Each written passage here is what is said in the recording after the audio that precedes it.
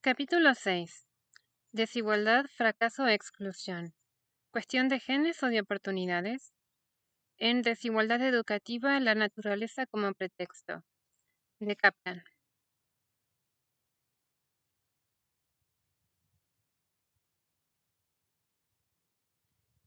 La pregunta que traza mi oficio de investigadora es la que se refiere a si es inevitable la desigualdad, si la injusticia social y educativa es una cuestión de la fatalidad.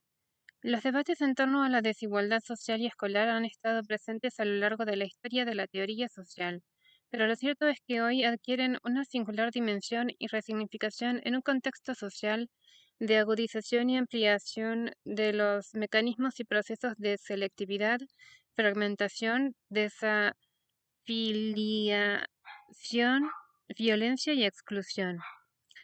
Dar cuenta de un modo relacional de las condiciones de necesidad y de libertad implica asumir como punto de partida una comprensión dialéctica del par biología-sociedad, en contraste con las posiciones reduccionistas y dualistas de los reemergentes determinismos. La intención de este trabajo es la de ensayar una serie de reflexiones vinculadas con los aportes de investigaciones que hemos venido desarrollando desde el campo socioeducativo y que arrojan indicios para examinar la génesis y el devenir de discursos y prácticas, creencias e imágenes acerca de los procesos de desigualdad que están más o menos legitimados desde la escuela.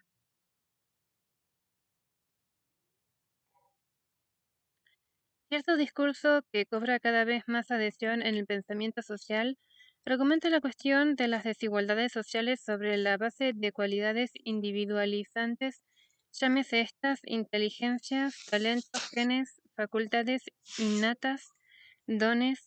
Entre otros, es Pierre Bourdieu quien constata que la fuerza de estos discursos estriba en que se basan en una especie de neodarwinismo social cuya ecuación simbólica plantea que los mejores y los más brillantes son los que triunfan mientras que los inferiores fracasan debido a una supuesta propia naturaleza. La línea divisoria entre perdedores y ganadores está situada en el orden de las capacidades propias, en muchos casos en virtud de ser inteligente o de carácter de esa propiedad considerada como intrínseca al individuo, o sobre la base de los méritos y desméritos individuales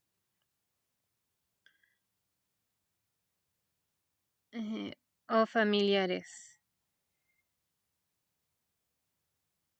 presuponiendo un mundo social que ofrece igualdad de oportunidades. Precisamente la lógica del mercado que se impone sobre los bienes simbólicos asume que los éxitos y fracasos sociales son exclusivamente productos de competencias y estrategias individuales o familiares, justificando así los privilegios. El mérito y la inteligencia bajo esta lógica de valor y disvalor en el mercado simbólico permiten avalar teóricamente los privilegios sociales, transmutando las desigualdades sociales en diferencias entre naturalezas humanas a históricas. Sostengo la hipótesis de la existencia de una mercantilización de la inteligencia, donde las capacidades humanas y los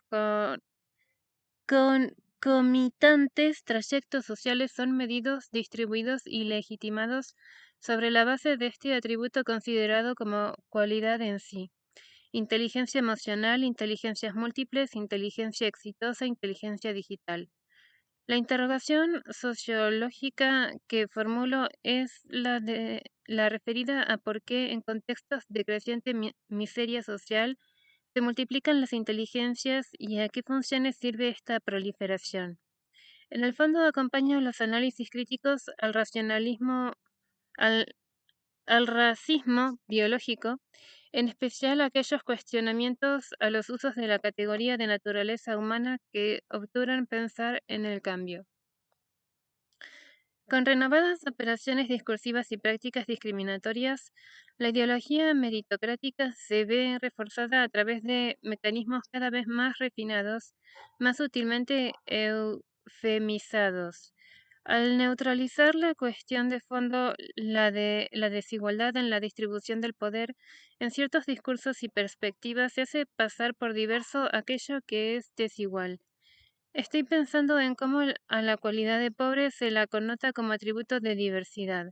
Para dar un caso que es cada vez más evidente, esto es, las notas características de la cultura de la pobreza se transmutan en cualidades intrínsecas de la persona o grupo.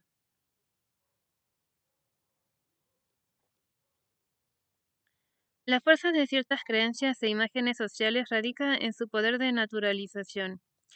Las categorías con las que se piensa lo social, así como los criterios de distinción que operan allí, se presentan con total obviedad, contribuyendo al olvido de su génesis sociohistórica.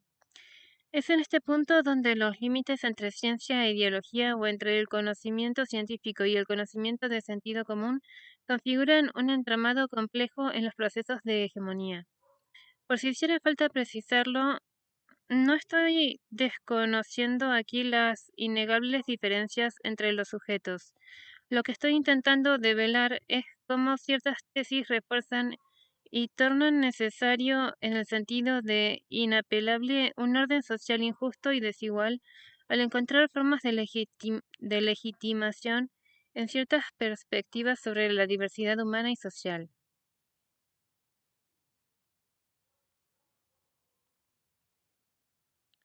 La construcción social del alumno.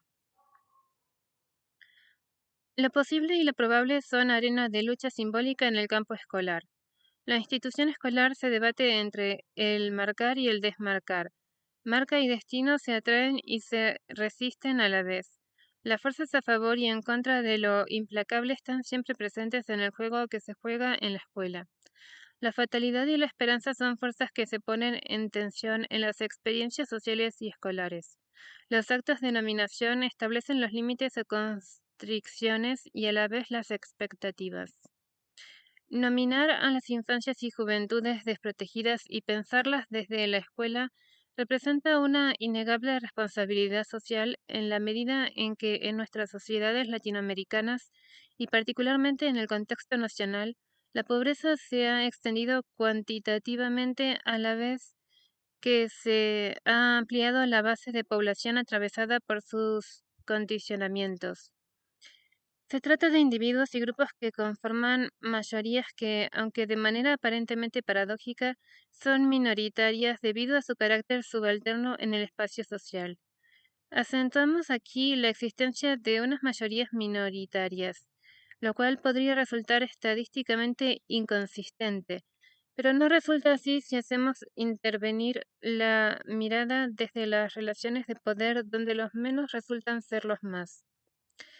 Frente a la miseria material y moral, son los agentes escolares quienes tienen que cumplir funciones denominadas sociales, es decir, compensar los efectos y los despojos más intolerables de la lógica de mercado excluyente. Ellos sin disponer de, de todos los recursos necesarios ni la preparación profesional específica. Al mismo tiempo que afrontan esta noble misión de enfrentar el sufrimiento social, se sienten en muchos momentos abandonados, liberados a su suerte y hasta desautorizados en sus esfuerzos en el marco de un Estado que desprotege, más aún formando ellos mismos parte de la mano izquierda del Estado, parafraseando a Bourdieu. Por su parte, los estudiantes atravesados por la exclusión luchan por rechazar el único futuro que ven posible, el que viven usualmente como inexorable. Al mismo tiempo, lo cierto es que la permanencia y la continuidad en el sistema no les garantizan superar el efecto de destino de los estigmas con los que a veces son marcados. Existe un doble juego o una tensión entre los mecanismos de inclusión y relegación de los sectores excluidos, con la advertencia necesaria de que quienes están incluidos en la escuela pueden ser también objeto de juicios condenatorios de matriz excluyente. A la fuerza simbólica expresada en la firme voluntad de muchos docentes de sacar adelante a los alumnos y sumada a esta la lucha de los alumnos por superar sus propios destinos anticipados, se les opone una fuerza contraria evidenciada en prácticas discriminatorias inconscientes en sentido sociológico, muchas de ellas.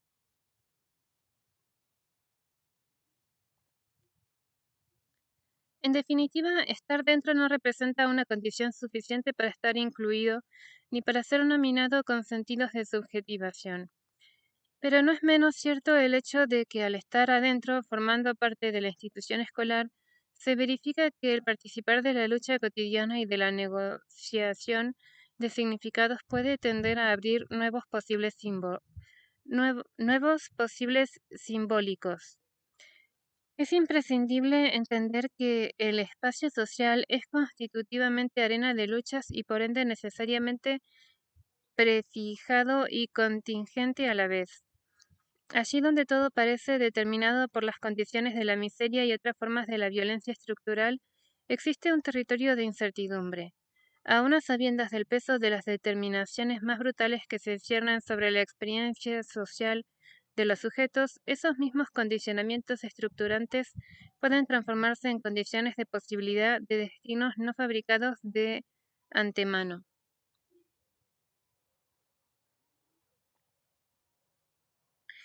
Seguramente entonces tiene razón de ser hacer el esfuerzo por comprender a los alumnos en un proceso social más amplio, como modo de contribuir a la humanización robada por los procesos de violencia estructural que tiñen el mapa societal, así como por los mecanismos excluyentes en el interior de la estructura y de las prácticas escolares.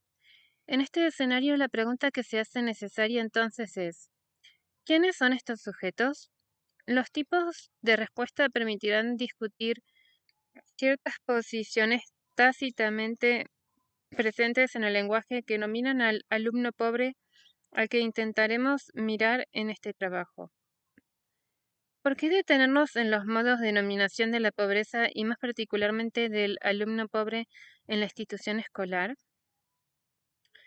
El poder estructurador del lenguaje es innegable en los campos sociales más diversos. Las palabras y los nombres contienen esa capacidad de prescribir bajo la apariencia de describir, así como también la de denunciar bajo el disfraz de enunciar. Los actos de nominación clasificación escolar tienen como efecto que cada uno conozca sus límites y por ende delimite el espectro de sus expectativas y estructure sus trayectorias. Los criterios implícitos del juicio escolar respecto de los alumnos se expresan en apreciaciones y en la sanción en cifras nota, pero el objeto de estas dos formas de evaluación lo constituyen el origen social y cultural de los alumnos, asegurándose así una correspondencia muy estrecha entre la clasificación de entrada y la clasificación de salida, sin nunca conocer oficialmente, institucionalmente, los principios subyacentes de la clasificación social. Dicho esto, también es necesario afirmar que aún las máquinas más ajustadas son hasta cierto punto imperfectas e impredecibles en su funcionamiento. El ser alumno es un ser percibido y cargado de expectativas. Los actos de nominación dirigidos a él pueden tener un correlato fuerte en su autovalía. Al mismo tiempo, los sujetos de la educación luchan por superar las condiciones de su escolarización. No se trata, por ende, de victimizar a los sujetos nominados. En todo caso, se trata de interpretar los contornos tácitos de los actores de nombramiento oficiales y cotidianos para contribuir a contrarrestar a aquellos de tinte estigmatizante. Tipificar a los alumnos como pobres no es mero acto clasificatorio que opera como instrumento de conocimiento descriptivo del otro, sino que más bien puede operar como categoría sociopolítica de exclusión en la escuela. Entonces sostenemos que es preciso reconstruir la lógica de los actos de clasificación y la estructura de las categorías clasificatorias más recurrentes respecto de los alumnos. Hemos observado en nuestras indagaciones que la percepción habitual de los docentes sobre el éxito o fracaso tiende a naturalizar las diferencias que surgen de la apropiación diferenciada de un capital cultural, atribuyéndolas a causas naturales, capacidades innatas. No le da para las matemáticas, no nació para el estudio, no le da la cabeza para estudiar, o el medio familiar cosificado. De un padre obrero se espera un hijo obrero, o bien el argumento que sostiene que el fracaso escolar de un niño depende del padre, quien es portador de una historia escolar de fracaso. En ambos tipos de argumentación existe un denominador común y es que el fracaso escolar se percibe como hereditario. En la creencia del docente suele haber un desconocimiento de las condiciones simbólicas de producción de sus juicios de valor. Más aún en la vida cotidiana escolar, las clasificaciones producidas respecto de los estudiantes tienden a hacerse olvidar como tales, en tanto son generadas y a la vez son generadoras de las prácticas educativas. En tal sentido, cooptada por mecanismos habituales de denominación, puede suceder que la hipótesis fuerte de capital cultural, que representa un diagnóstico sociocultural acerca de la desigual distribución de los bienes simbólicos, pierda su fuerza crítica y alternativa con relación a otras explicaciones tradicionales sobre el fracaso escolar. Estas últimas se ofrecen como veredictos condenatorios y argumentan como herencia natural, familia heredada, inteligencia heredada, fracaso heredado, aquello que es producto sociohistórico.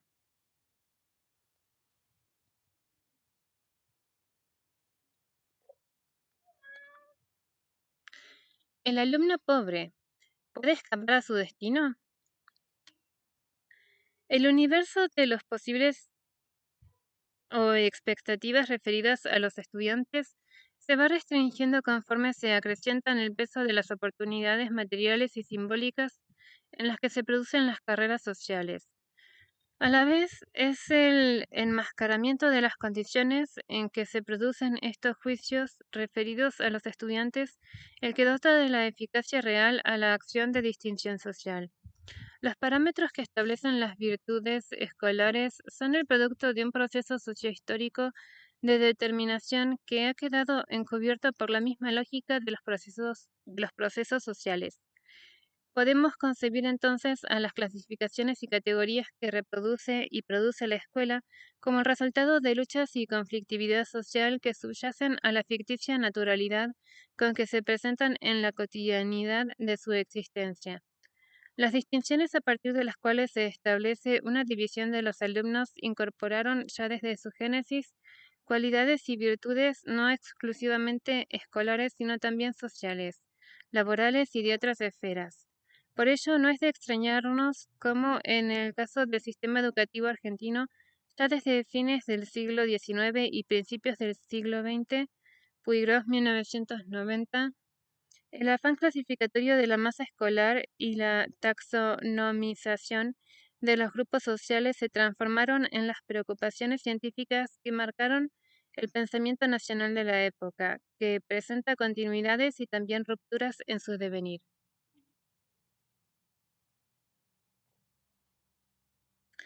Las cualidades con las que se tipifica a los estudiantes, por tanto, nunca pueden ser tratadas como atributos en sí.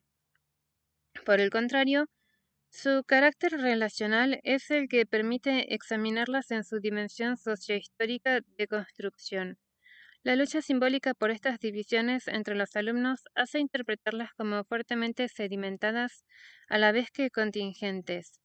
Pensar a la escuela como un espacio de lo posible, adjudicarle la capacidad de torcer destinos que se presentan como inevitables, presupone superar las funciones que tradicionalmente se le han adjudicado. Ello no significa pararse en una posición optimista pedagógica, sino asumir que, junto con las funciones más estudiadas de reproducción del orden social, la escuela tiene un papel de transformación. Significa que, junto con las determinaciones que delimitan las trayectorias estudiantiles, existen márgenes de libertad para forzar esos límites, que son preexistentes a la escuela y que ésta los hace más o menos suyos. Las trayectorias educativas están entonces atravesadas por un grado de condicionamiento objetivo innegable a la vez que se cargan de sentidos y prácticas de carácter plural en la vida cotidiana de las instituciones educativas. En cada acto de inclusión o exclusión escolar, en cada acto escolar de nominación, los límites objetivos y las esperanzas subjetivas se tensionan en las escuelas democráticas. Es en esta atención donde el docente individual y colectivo tiene su mayor capacidad de reproducción y a la vez de transformación. Superando esta tensión, lo implacable se puede tornar probable, es decir, se abre la posibilidad de que otro destino se produzca. Así, aquellas trayectorias estadísticamente improbables se tornan en destinos posibles.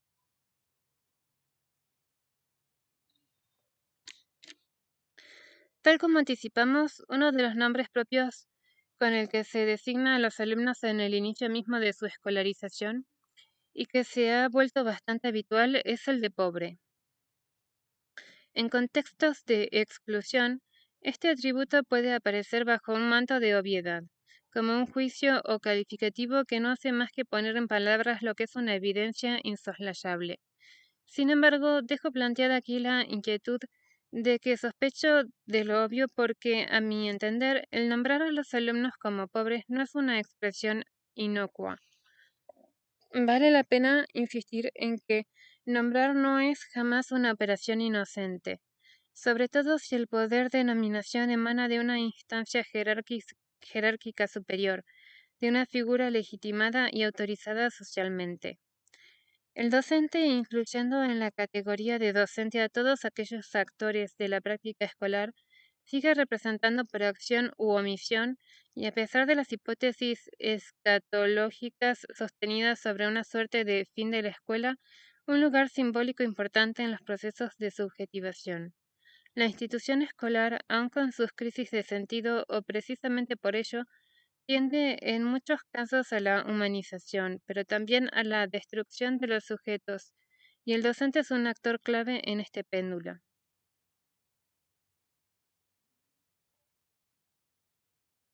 Lo que está en juego es la construcción de la autoestima social de los alumnos en en la institución escolar, en el sentido de que consideramos que ellos están continuamente abocados a adoptar una imagen de sí mismos y de su propio rendimiento escolar, adoptando el punto de vista de la escuela en tanto que espacio social autorizado.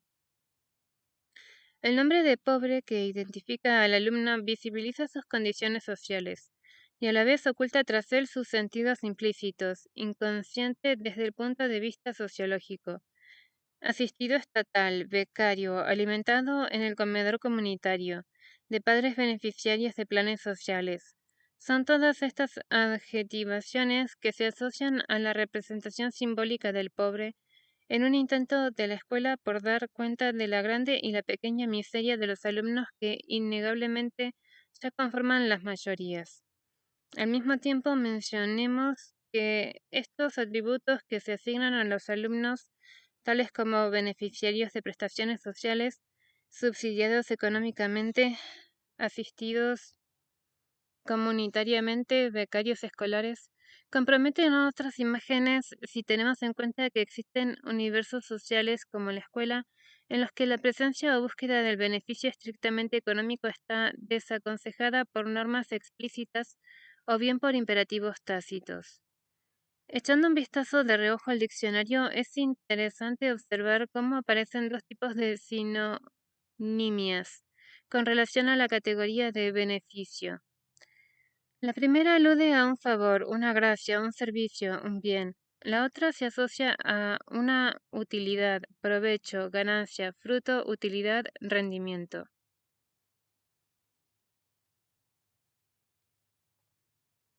Numerosas investigaciones, enmarcadas muchas de ellas en la disciplina de la sociología de la educación, ponen en evidencia las implicancias simbólicas de las políticas focalizadas para la población destinataria. En todo caso, esto es arena de saludable debate. Nos interesa destacar especialmente uno de los efectos posibles de estas políticas, el riesgo de estigmatización y guetización de los beneficiarios y el consecuente impacto mediatizado en su subjetividad. A partir de estos procesos de estigmatización, Goffman 1989, ciertas características se presentan como indeseables, produciendo en la mayoría de los casos situaciones de discriminación y diferenciación social. Se construye una teoría racional del estigma a través de la cual se explica la superioridad e inferioridad de los individuos. Al designarlo como pobre, Lo cierto es que la condición de pobreza puede ser tratada como nota esencial del alumno y, como en muchos casos, operar como una marca de calidad negativa. Complementariamente a esta asignación, el sujeto se autopercibe como intrínsecamente pobre. La pobreza individualizada e individualizante, que no es lo mismo que la denuncia de la condición sociohistórica de la pobreza de ciertos individuos y grupos, aparece como el primer término de la relación con la escuela y como si se tratara de una nota esencial de su personalidad social, operando como una suerte de carnet de identidad originario despojado de su matriz sociohistórica.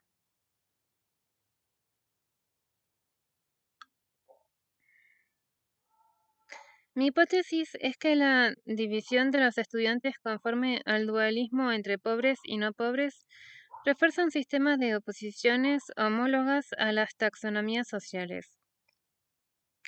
La pobreza unifica y separa a la vez. Se afirma esta cualidad como predominante y se descartan otras.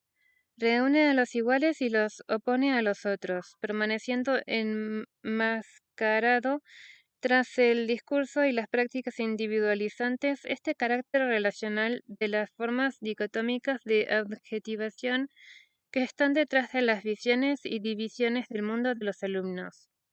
El carácter implícito de este tipo de juicios escolares es una de las condiciones que acentúan su fuerza.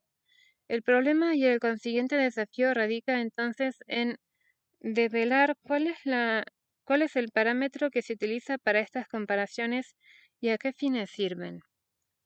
En un plano mucho más postergado que la de pobre, aparece la identidad del ser niño o adolescente o joven o adulto, y más lejanas aún, otras tantas identidades posibles de intervenir en el intento de aprender institucionalmente a una persona. La pobreza se transforma en una marca de calidad. Aquí hay un punto central que consiste en examinar esta ecuación, en la que se ven invertidos los términos de esta relación. La identidad de infancia o adolescencia es anterior a la identidad de alumno, aun aceptando que está siendo robada la infancia para los sujetos que sufren cotidianamente la miseria. Pero lo llamativo es que la infancia escolarizada es pensada como intrínseca a las prácticas escolares. Es como si se negara la condición de infancia o adolescencia que es anterior a la escuela. Otro riesgo no excluyente de los descriptos hasta aquí, y que insinué al comienzo de este ensayo, consiste en pensar a la pobreza como un atributo que traza las diferencias, abordadas como diversidades entre los niños y jóvenes. Quiero decir con ello que es preciso advertirnos respecto del hecho de que se equiparan en ciertos discursos la desigualdad, la exclusión, la pobreza con la diversidad, como si se tratara de términos prácticamente equivalentes. No es lo mismo desigualdad que diversidad, aunque en muchos casos se entrecrucen. Quiero enfatizar con esta falta de equivalencia que la condición social de pobre que atraviesa al alumno y a su familia no es una característica de su diversidad humana o social, aun cuando en ciertos discursos así aparezca. En términos de diversidad, tiene un uso suficientemente polisémico y ambiguo como para facilitar esta aparente confluencia de significados.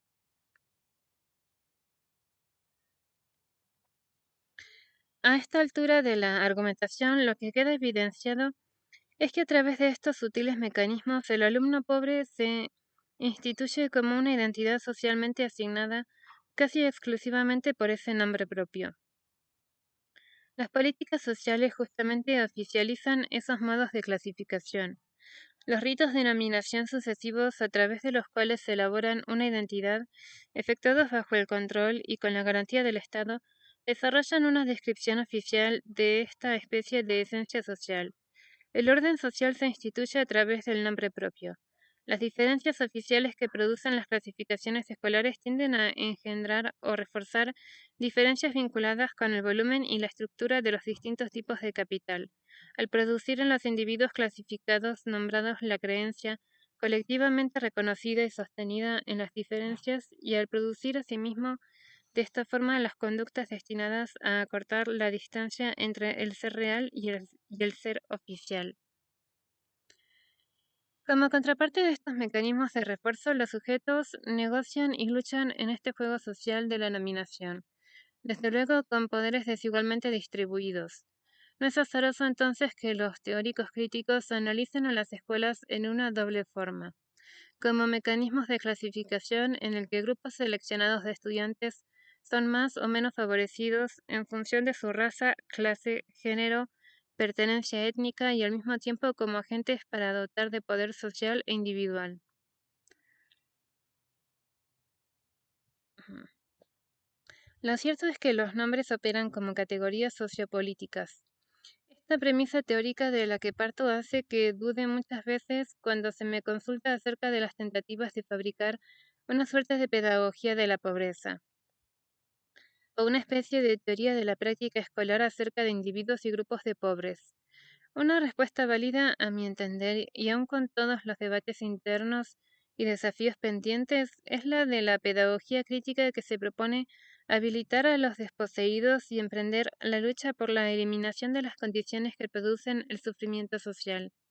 Otra forma bien distinta a la de la pedagogía crítica es la de dar respuesta a partir de la naturalización de las infancias y juventudes pobres tras una reflexión pretendidamente pedagógica que se justifica en una suerte de identidad en sí del alumno pobre. De este modo, enseñar al pobre requeriría de la oficialización de un currículum y de prácticas para el estudiantado pobre. Lograr una comprensión de las condiciones sociales de la pobreza que atraviesan la escolarización del niño no es sinónimo de fabricar un alumno pobre ni una pedagogía específica que lo aborde. Si se alcanzara esta última reflexión pretendidamente pedagógica, se describirían exhaustivamente como en un ingenuo aparente acto de conocimiento las condiciones sociales objetivas de la pobreza y las subjetividades consiguientes en términos de gestos, postura, ademanes y porte, y también de mentalidades. Se correría el riesgo de cristalizar la condición estudiantil de la pobreza, transformándola a la vez en una atribución inevitable. El fatalismo de la pobreza puede instalarse si consideramos como opción válida el disecar las cualidades del niño pobre en una suerte de naturalismo de la pobreza. Por esta razón, el punto de partida que asumo es que la pobreza no es una condición sustancial del alumno, no forma parte de su naturaleza humana, y como corolario de esta premisa inicial tampoco marca un sino inevitable.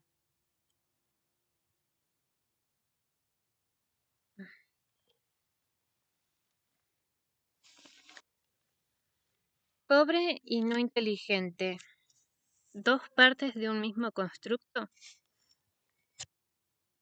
La investigación socioeducativa ha avanzado en las últimas décadas en la comprensión de una dimensión de las trayectorias educativas, la de las categorizaciones, adjetivaciones o actos de nombramiento, distinción respecto de los estudiantes y sus efectos en la producción de la desigualdad educativa.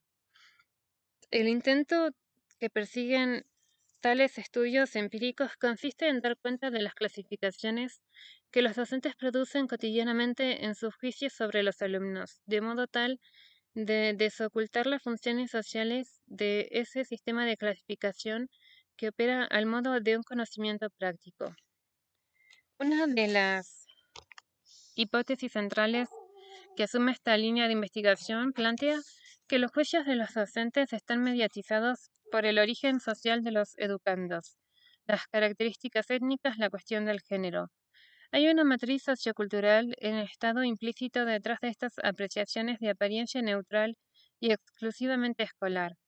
Cabe destacar que este sistema de clasificación es objetivado en las instituciones, producidas por la práctica de generaciones sucesivas en un tipo determinado de condiciones de existencia. Estos esquemas de percepción, de apreciación y de acción que se adquieren por la experiencia y se ponen en ejecución en estado práctico, funcionan como mecanismos concretos a través de los cuales las estructuras objetivas que los producen tienden a reproducirse.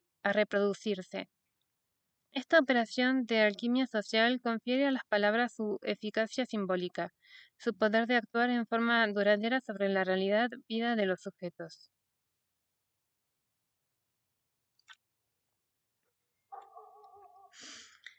Si nos detenemos en el sentido práctico que adquiere el constructo de inteligente en el ámbito de la institución educativa, vemos que el, vemos que el docente no sabe, me refiero a que no reconoce conscientemente que su sentido común define a la inteligencia del alumno a los fines de dar un veredicto sobre su rendimiento de mayor o de menor excelencia y en función de las exigencias escolares más o menos implícitas. Las hipótesis sugeridas del análisis de las entrevistas aplicadas a docentes en diversas investigaciones que desarrollo impulsaron el análisis centrado en este atributo frecuente con el que se califica a los alumnos, el de la inteligencia. El interrogante que guió la búsqueda se resume en la siguiente inquietud. Cuando el maestro atribuye al alumno la característica de inteligente o no inteligente, la significa como una propiedad inmodificable innata dada o bien se refiere a una cualidad modificable construida. De acuerdo con la respuesta a este interrogante, será diferente el lugar que se le asigna a la escuela en la producción de las experiencias y trayectorias. Al mismo tiempo, la inteligencia no escapa a las formas de taxonomización social que se disfrazan de típicamente escolares, entre otras formas, homologando aprendizaje con inteligencia. En una de las líneas de investigación en la que he venido trabajando, abordo la dimensión de las representaciones sociales, juicios y expectativas escolares de los docentes respecto de los alumnos y sus consecuencias sobre el desempeño escolar y sobre las trayectorias educativas y sociales que estos estudiantes alcanzan. A través de esos juicios, los estudiantes construyen una imagen acerca del arco de sus posibilidades, van configurando una idea acerca de su propia valía escolar y una conciencia de sus propios límites. Particularmente analizamos las nociones de los docentes sobre la inteligencia de sus alumnos, considerando que históricamente la inteligencia ha constituido un atributo de distinción social y escolar. Retomando las consideraciones que Bourdieu expone en El racismo de la inteligencia, el eje de la argumentación consiste en ponerla en cuestión como una cualidad esencial o natural del individuo, sacando el velo a las premisas de la ideología de los dones naturales o de las dotes innatas, las que inscriben las diferencias en las personas como si se tratara de dos variedades distintas de la especie humana. Los inteligentes poseerían un órgano de comprensión negado a los otros. Esta visión coincidiría con un pensamiento social muy extendido, expresado en refranes tales como lo que natura no da, Salamanca no presta, o el que nace para pitos nunca llega a corneta. Las tipologías de la inteligencia, específicamente las basadas en el cociente intelectual y muy presentes en las prácticas escolares, sobre todo a partir de la década del 60, son cuestionadas en las últimas décadas por Gould, 1997. No nos detendremos aquí en la crítica a los test de inteligencia, pero sí en poner en evidencia la correspondencia entre el auge de estos instrumentos con las tesis centrales de las teorías neoliberales del capital humano. La crítica radical que plantea Gould se dirige a los recientes estudios elaborados en el ámbito de los países centrales, que remiten al problema de la apropiación desigual del conocimiento en nuestras sociedades en función de argumentos deterministas biologicistas, centrados en las características genéticas de los individuos y la naturaleza de la inteligencia. Esta crítica la retoman en Inglaterra muy recientemente Lewontin, Ross y Camin en No está en los genes, racismo, genética e ideología, argumentando precisamente en contra de las corrientes que plantean como causa del fracaso social de los individuos y los grupos a factores ligados a su naturaleza humana.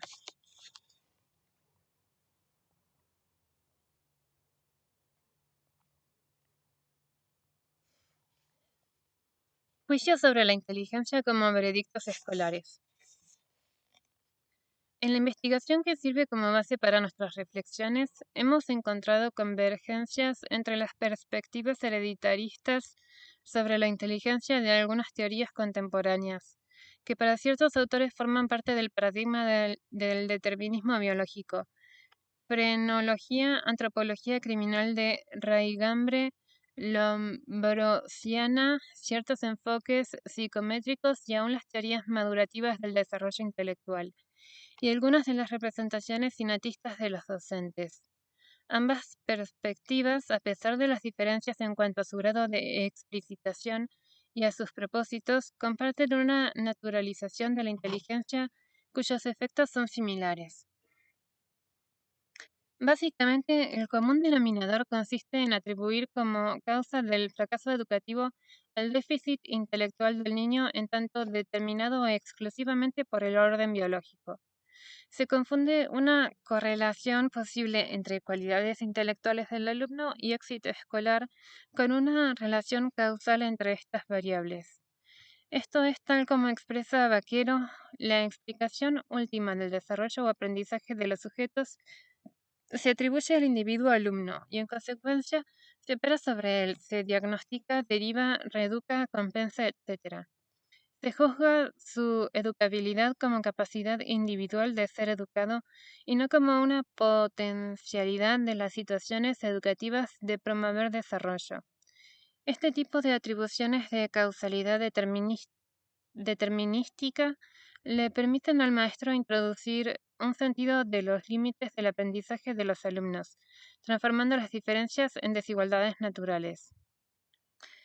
En entrevistas en profundidad realizadas a docentes en el marco de mis trabajos de investigación, he registrado que algunos maestros han correlacionado a la inteligencia interpretada como un talento, un don innato con el rendimiento escolar. La lógica de estas creencias se aplica a los fracasados y es análoga a la visión del niño genio o dotado, para el cual se ofertan escuelas especiales. Son las escuelas destinadas a la educación de los talentosos. La ideología del don naturaliza las condiciones sociales de producción de niños y jóvenes competentes escolarmente. Ahora veamos cómo caracterizan ciertos maestros entrevistados en nuestro estudio la naturaleza de la inteligencia. En particular, detengámonos en las argumentaciones de aquellos que expresaron una visión predominantemente innatista.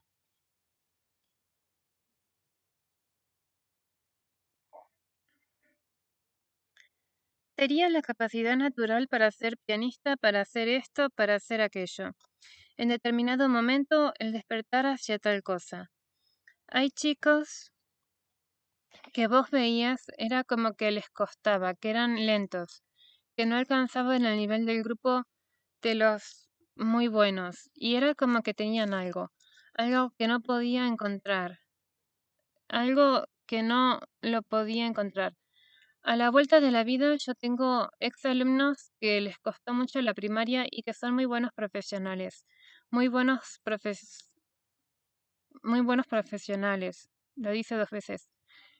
Docente de sexo femenino, 53 años de edad, antigüedad de 30 años, formado en la escuela normal, se desempeña en 5.º grado y atiende a sectores bajos.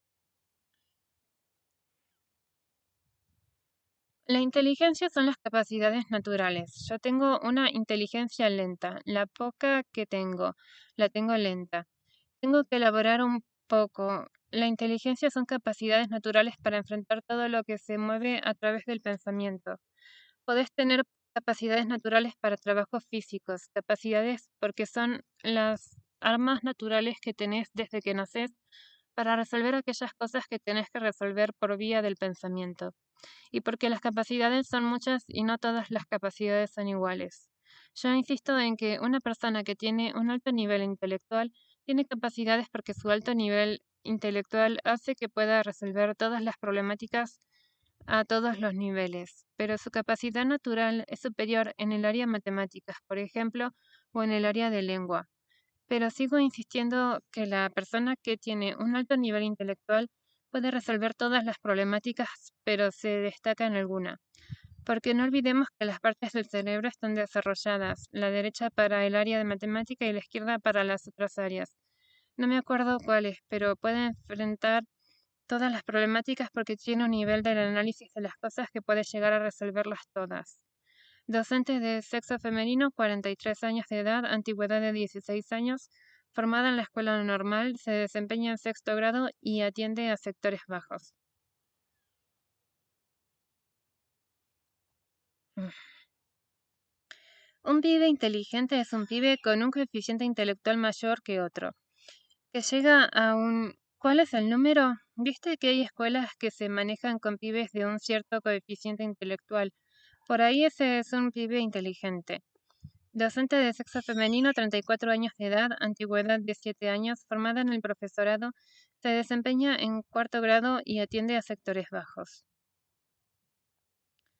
La inteligencia es un talento, como dice la lectura bíblica, que no vale con enterrarlo, hay que hacerlo producir. Es la parábola de los talentos que un sembrador le dio, el dueño de una quinta le dio a un obrero, se tenía que ir de viaje, le dio 10 talentos, a otro le dio 20 y a otro le dio 100. Al que le había dado 20 talentos los enterró para cuidarlos y no gastarlos. Al que le había dado 100 te dije, mi problema con las matemáticas. La cuestión es que estos lo hicieron producir. Cuando vuelve les pide cuentas. Uno lo había hecho trabajar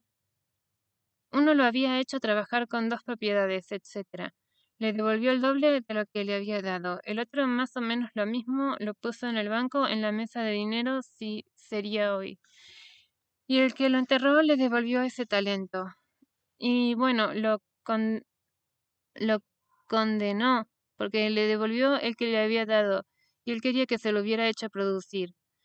Docente de sexo femenino, 45 años de edad, antigüedad de 18 años, formado en la escuela normal, se desempeña en segundo grado y atiende a sectores medios.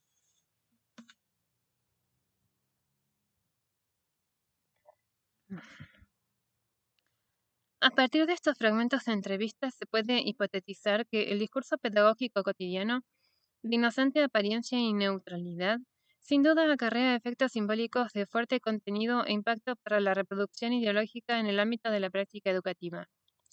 Los docentes, muchas veces apelando a metáforas, describen y anticipan los límites y posibilidades de escolarización de los diversos individuos y grupos. Al respecto, una docente señala que algunos chicos tienen un techo. Cuando llegaron al techo natural de ellos, exigirles más no podés porque llegaron a lo que ellos pueden, a su cociente y punto.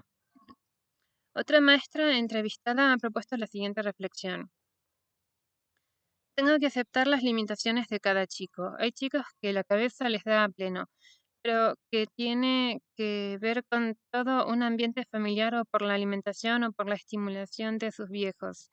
Tiene que ver con su ambiente familiar. Yo estoy segura de que a este chico que aparentemente no le da la cabeza ah, eh, para el estudio de haber nacido en otra familia sería distinto. No sé si hubiera llegado a ser un genio, pero creo que si no es tarado mental, es decir, si no hay un problema mental, yo creo que los chicos pueden lograr cosas. Tienen sus propios límites, seguro.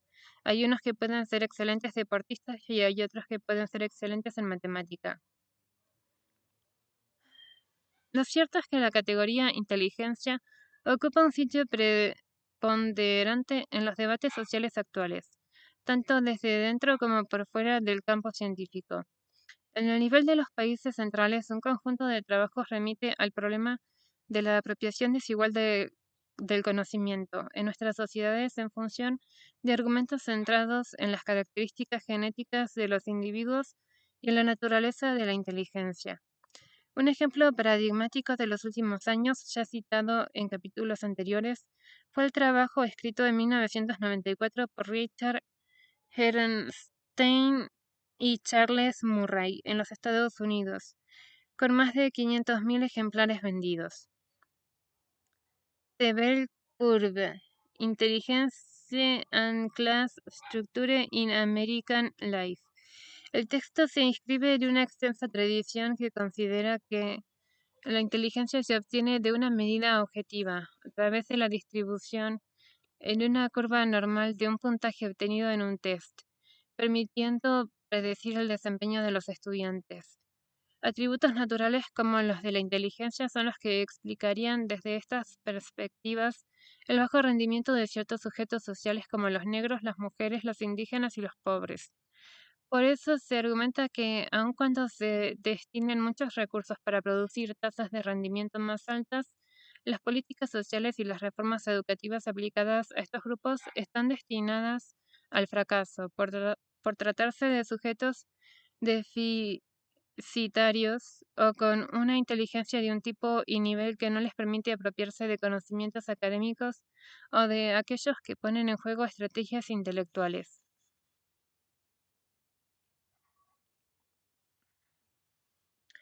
A nadie se le escapa hoy que la proliferación de tipologías de inteligencia emocional exitosa, académica, práctica, digital, entre otras, la torna en un bien de mercado.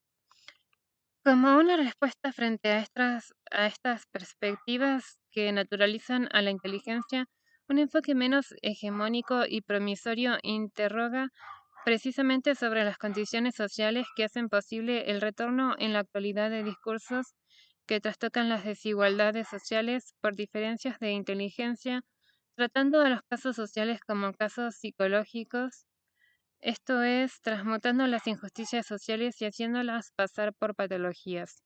En definitiva, individualizando lo que es predominantemente producto sociocultural.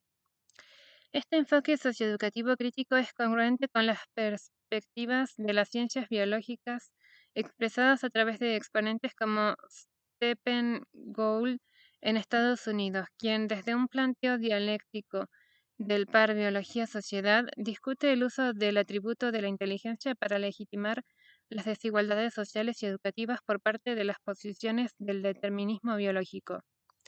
Así, desde una mirada alternativa se plantea explícitamente un desenmascaramiento de los presupuestos científicos englobados en el viejo y renovado determinismo biológico, cuyo correlato político se corresponde con los postulados de la nueva derecha. Este develamiento intenta insistir sobre el contenido político e ideológico de las premisas sustentadas por los deterministas biologicistas, y entonces es parte de la lucha por la igualdad educativa y prácticas escolares o educativas más democratizantes.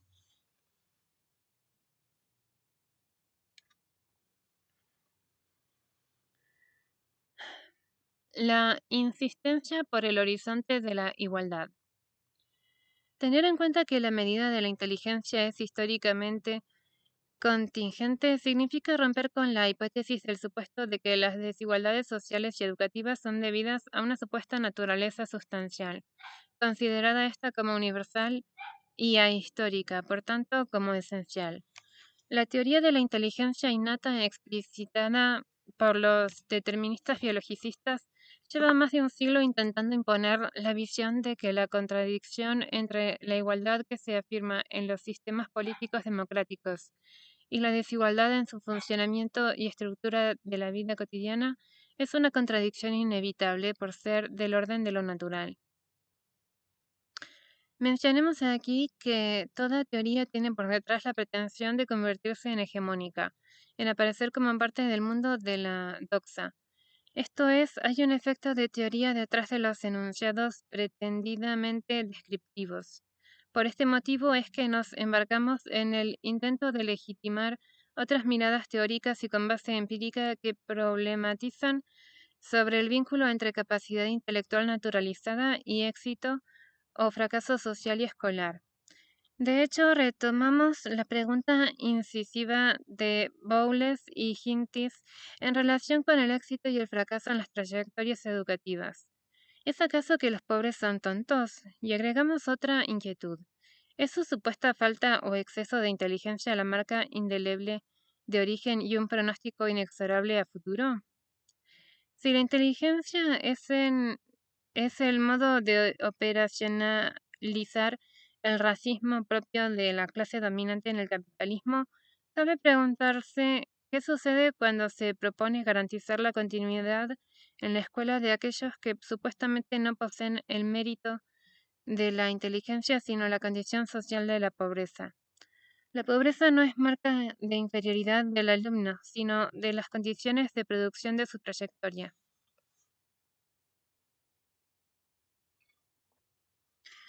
La tesis de la inferioridad está presente a lo largo de la historia en las explicaciones que predican la existencia de una naturaleza humana ahistórica y recobra fuerza en la actualidad, de manera muy nítida en los postulados de la ideología neoliberal que ha intentado imponerse como teoría fuerte del campo social y educativo.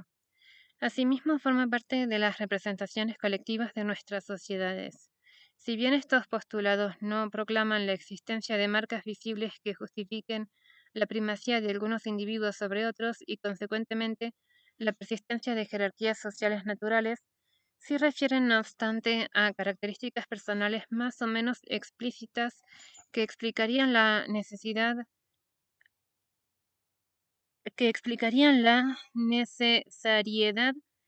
pervivencia y fatalidad de la desigualdad social.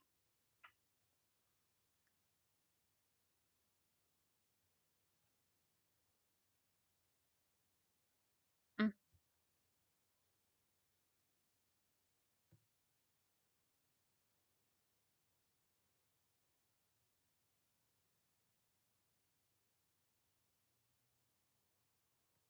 A ver, eso era la página 10. Después en la página 11 aparecen las notas y la bibliografía. Y después en la página 12 continúa diciendo: el anclaje de dichos postulados en ciertos discursos y prácticas sociales y escolares supone el retorno a tesis que proclaman el carácter biológico e innato de las aptitudes y la determinación genética de las capacidades humanas. Desde esta óptica, la diversidad de aptitud que muestran los sujetos en el desarrollo de las tareas escolares se correspondería con las inevitables diferencias inscriptas en una supuesta naturaleza humana, siendo esta última la fuente y origen de la desigual distribución del éxito escolar y social entre las clases, sexo y etnias. Para dar un caso de este tipo de operación discursiva, mencionemos la referencia recurrente a supuestos talentos naturales, que explicarían el éxito de unos pocos y el fracaso de la mayoría, como un viejo recurso de las visiones meritocráticas de la sociedad que en la actualidad y como producto del afianzamiento del pensamiento neoliberal se presenta en la ideología de la competencia. Con estos argumentos, a los cuales nos referimos genéricamente con la noción de ideología del talento o de los dones naturales, se intenta ocultar el verdadero origen de las diferencias sociales, esto es, la desigual distribución social de los bienes materiales y simbólicos, al tiempo que se justifican las posiciones de privilegio como producto de la inteligencia, como hemos visto en el apartado anterior, o remitiendo a los genes o las facultades innatas de quienes individual o familiarmente las detentan. Sostener una ideología que disocia el éxito y fracaso escolar de sus condiciones sociales de posibilidad requiere sin dudas de la exaltación de supuestas honrosas excepciones. Este tipo de análisis es el que realiza Norbert Elias al referirse a la trayectoria de Mozart en su reconstrucción sociológica sobre la genialidad del compositor, considerando un ser excepcional, considerado un ser excepcional, relacionándolo con su mundo, esto es, como sujeto particular en el contexto de la sociedad cortesana.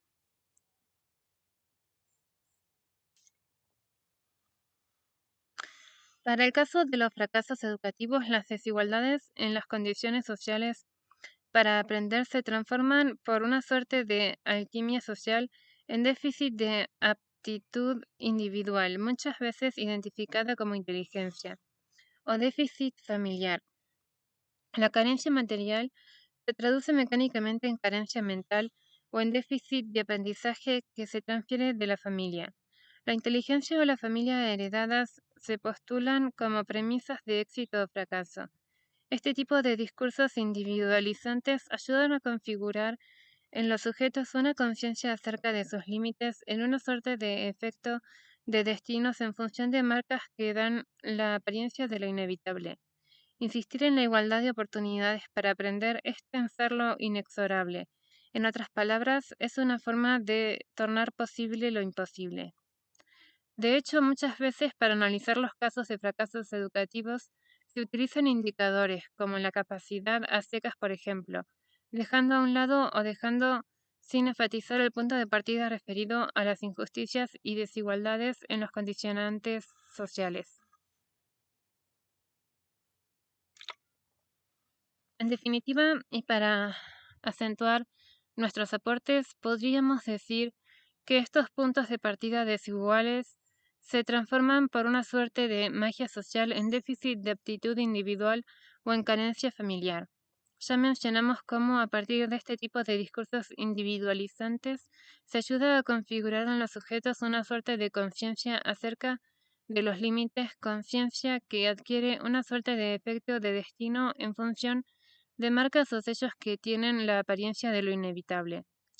Ahora nos resta el desafío de avanzar sobre las condiciones de posibilidad de construcción de nuevas formas de subjetivación que rompan con estas certezas. Por esa vía mi inquietud originaria acerca de si es inevitable la desigualdad, si es tan inexorable la injusticia social y educativa, puede desafiar a la fatalidad y tender a concretizar a la esperanza.